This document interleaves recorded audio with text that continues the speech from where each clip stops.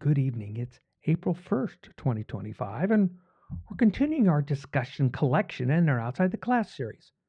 Because this series is from the Bible Project, covers the entire TaNaK, right? That Old Testament. On TheDustyFeet.com, in that Outside the Class section, those source videos are set up for your review. Because the intent of Outside the Class is for you to listen to that in-class lecture first. The source video playlist contains all those lectures, because we're going to try to keep these to about 15 minutes. Make them easy to catch up on. So we're on a quest, scroll by scroll, book by book, a journey through this collection, but with a fun and different twist on Outside the Class, on the Dusty Feet.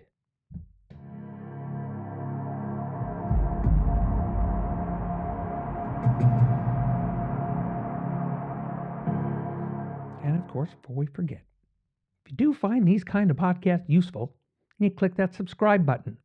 The reminders, they just help you.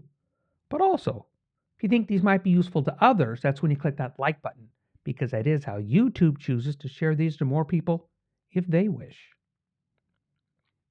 Remember, the videos we're going to be discussing, they're just the beginning of a highly recommended learning series, and that entire series is available on the Bible Project website. Because here, we're going to ask many questions about all kinds of things. Answers? We'll see. Judges, Shoftim, Part 11. I think sometimes we think we know a story because we've been told a very basic, very simple story in our childhood. But then when we open the book, find out the real story, I think we find out there's much more to the tale. So we remember when Samson started. He's a judge, right? But it's the first one we've seen where God chose him. However, he wasn't an adult. Matter of fact, it was even before he was even conceived. It's not the first time we've heard a story where God's involvement with a child before he was conceived, and there's even promises that would follow from him. But this is the first one where this child's been dedicated to something. His parents lived their part until Samson prepares to leave. Because then the burden of living this out is going to fall on Samson's shoulders. Well, I guess there's probably a pun intended there somewhere. So we have Samson growing up, entered the story with him now out looking for a wife. Remember, we talked about this last week where we're guessing he's past his teens, right? It could be his late teens. I'll give you that just for conversation's sake. I was putting in around 20, so at least we had an idea of years in relation to how long there's been unrest in the land due to these children of Israel not listening to God. It's been a long time. So we get this search for a wife. And remember, who are the people that Samson's supposed to be trying to protect? That would be Israel. Who are the people that God sold them to, right? The Philistines. Remember, those are God's choices. He called Samson, and he also sold them to the Philistines. So we start chapter 14 with this hot mess. I mean, this is going to be Samson's first major move. But what we get here is a weird twist. It's worth discussing, so please take the time to discuss this because it's an interesting one. Because Samson's drive it interests me. Because I'm not sure whether this drive is God letting him go in the direction that he goes, or God's choice, or is this just God's way of letting this play out? But his parents' concern, I think it's legitimate, and I'd say significant. So I can see why his parents would think the way they do. Judges 14:1. Then Samson went down to Timnah, saw a woman in Timnah, one of the daughters of the Philistines. And he came back, and he told his father and mother, I saw a woman in Timnah, one of the daughters of the Philistines. Now, therefore, get her for me as a wife. So then his father and mother said to him, Is there no woman amongst the daughters of your relatives or among all your people that you would take a wife from the uncircumcised Philistines? But Samson said to his father, Get her for me, for she looks good to me. However, his father and mother, they did not know that it was of the Lord, for he was seeking an occasion against the Philistines. Now, at the time, catching us up, the Philistines were ruling over Israel. So one of the things that's interesting when we read this scroll of Judges is that we don't know who the author is. We don't know who the writer is, right? So are we sure? And this is not a doubt statement, right? But interestingly, these stories are told over a long period of time. So we could have multiple authors writing their part in what God's telling them to put into the scroll. They combine these stories into the scroll of Judges. Because this story is not told from a perspective that even Samson or his parents knew about, because we have this interesting interaction right after he goes. He's telling his parents this, and then we get to the following verses, which I think they seem like almost an insert, but then as we see, and I think it's going to set us up. Then Samson went down to Timnah with his father and mother, came as far as the vineyards of Timnah, and behold, a young lion came roaring toward him. And the Spirit of the Lord came upon him mightily, so that he tore him as one tears a young goat, though he had nothing in his hand. But he did not tell his mother or his father what he had done. So he went down, talked to the woman. She looked good to Samson. When he returned later to take her, he turned aside to look at the carcass of the lion, and behold, a swarm of bees and honey were in the body of the lion. So he scraped the honey into his hands and went on, eating as he went. When he came to his father and mother, he gave them some, and they ate it. But he did not tell them that he'd scraped the honey out of the body of the lion. Then his father went down to the woman, and Samson made a feast there, for the young men customarily did this. So Samson doesn't tell his story about how everything came about. But we get this very odd interaction right after this, right, with that story where Samson becomes a riddler. I'm not sure this is part of Samson or part of God, or God letting Samson be Samson.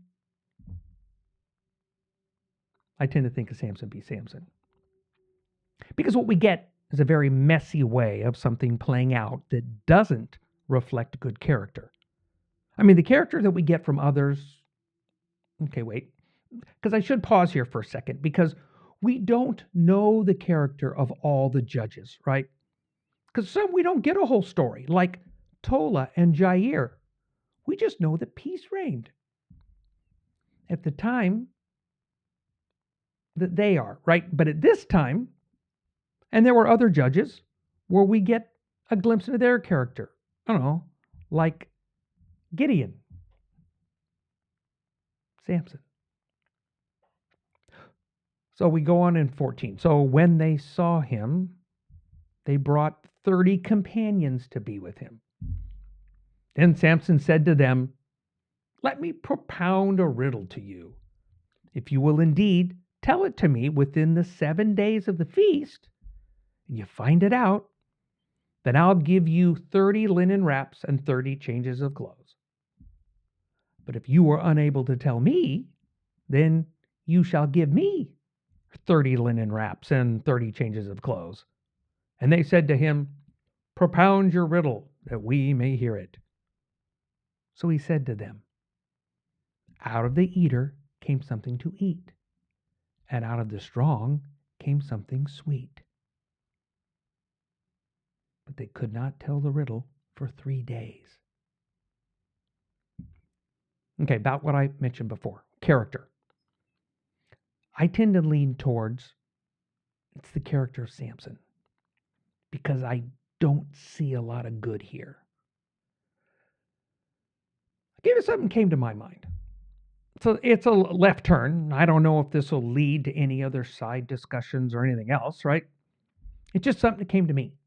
When I heard a riddle like this, it reminded me of Bilbo Baggins and Gollum in Tolkien's Lord of the Rings, when they're in the mountain. He found the ring.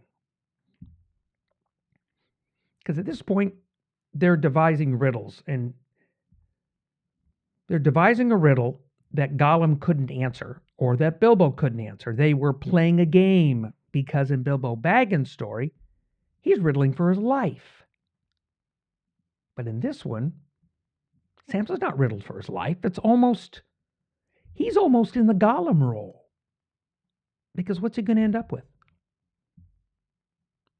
I think these guys don't realize they could be riddling for theirs. Here's also where we get our first introduction to Samson's wife, whom he'd taken as his, right? We have these companions that were brought by his parents. This is a customary party. Obviously, the wager we get is something very weighty, but it's more weighty to Samson. But I think they think it's more weighty to them. It's their each personal value. I mean, in the wager, Samson could be the big loser. He would then owe 30 outfits. One guy has to come up with 30 outfits. But if they lose, they each only have to give up one outfit. But the way they approach Samson's wife, right? It makes it sound like Samson, well, he's pinned them in a spot of bother. That offers a whole different discussion of whether you should wager, whether you're prepared to pay the price. I mean, what are you willing to do to avoid paying the price? This entire section in the Scroll of Judges is a stern look at character, Samson's character. And I think the kid stories that we get, those little things we grew up with, if you had any church background at all, we get that mighty story of Samson with his long hair and his big muscles. But there's almost no talk, I mean, probably close to zero, about Samson's character. And what we see in this story as it's playing out, Samson's character is anything but what we would want to be. He's almost counter to what you'd want to be. I repeat, this is not a person you would want to emulate or even have this life.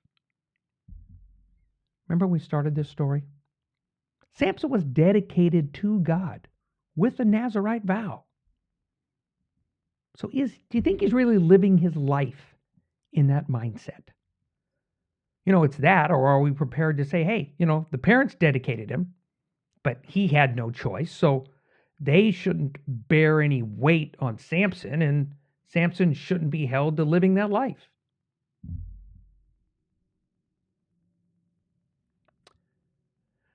We know hundreds of years in the future, still in our past, that we have a man from an old couple and a barren wife. This one has a dedication and a choice and his life. And I'd say that life is as far from the opposite of Samson as you can possibly get. You might remember him as John the Baptist. I like to call him John the Immerser. Before we wrap this up, get ready to move on to our next section. Did you find it interesting that they never mentioned Samson's wife's name? This is another one of those times in that scroll where somebody is mentioned by character role, just not by name. And through Samson's acts, his life choices, even this wife, she ends up with one of his buddies. I mean, it seems kind of funny because it hit me. We have stories like this that are winding their way all through Hollywood screens. We just twist the characters around a little and bits and do our thing. But we see here that this story is anything but exemplary. Anything but exemplary in anybody's character, on everybody's part. Remember, though, we're talking about the Philistines and their behavior. We're talking about Samson and his behavior. And I'm going to use the word egotistical. I think we're really going to start to see that, and we're going to expand upon that next week.